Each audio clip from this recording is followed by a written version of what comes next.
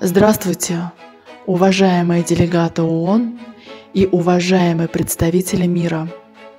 Я бы хотела этим письмом достучаться до вашего сознания, до президента Туркменистана Гурбангулы Бердымухамедова и всей верхушки правящей власти.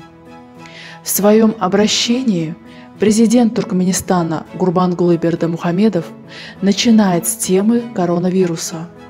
Он приносит свои соболезнования жертвам от вируса и их семьям, хотя сам и его подчиненные ничего не сделали для того, чтобы защитить своих граждан от последствий пандемии.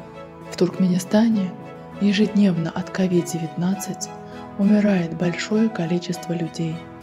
Чтобы скрыть многочисленную смертность, по приказу правительства жертв хоронят ночью. А еще наш всеми уважаемый президент приказал сравнять могилы с землей, чтобы их не было видно с аэросъемки. Дальше. Наш президент продолжает свое обращение, говоря, что Туркменистан имеет тесное сотрудничество с международными организациями, чтобы предотвратить развитие вируса в стране. Но все мы знаем, что наши чиновники подкупили делегатов Всемирной организации здравоохранения, вследствие чего ВОЗ не обнаружила признаки коронавируса в стране. Далее, в своем обращении этот человек в костюме уверяет, что он будет помогать мировому сообществу восстановить экономическую и социальную стабильность, тогда, когда в своей стране граждане умирают от голода, когда миллионы людей эмигрировали в другие страны на заработки, когда пострадавшие от стихийных бедствий не находят места для проживания, потому что государство равнодушно ко всему происходящему и к своим гражданам. Также этот человек на троне заверяет, что наше государство прорабатывает специальную программу для спасения Аральского моря и регионов и обещает, что программа будет готова к маю следующего года.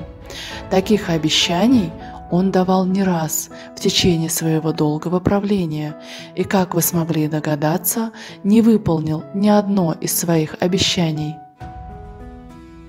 Уже 13 лет Гурбангулы Бердымухамедов обещает своим гражданам стабильную жизнь, и результат его обещания привел к тому, что 60% туркменистанцев проживают за пределами страны. В конце обращения этот человек затрагивает наш статус нейтралитета и перечисляет непосредственные выгоды, таких как защита среды, обеспечение продовольственной безопасности, справедливое распределение природных ресурсов. Скажите мне, граждане Туркмении, наблюдаете ли вы эти выгоды в стране? Я отвечу за вас – нет, это все чистая ложь. Вместо того, чтобы выполнять свои обещания, наш многоуважаемый президент занимается поправками в Конституцию, чтобы сделать своего сына преемником престола. Он думает, что у нас монархия, и ему можно делать с престолом все, что угодно. Как представитель народа, я хочу напомнить делегатам ООН про их обязанности защищать жизнь людей и обеспечивать мир и общественный порядок. Мы живем в 21 веке, где идеи демократии и равенства формируют мир. Так восстановите эти понятия и в наших краях, чтобы и граждане Туркменистана стали полноценными гражданами мира, и Туркменистан стал полноценным членом ООН. Помогите народу избавиться от диктатора Гурбангулы Бердымухамедова и построить свое государство, где все мы хотели бы жить.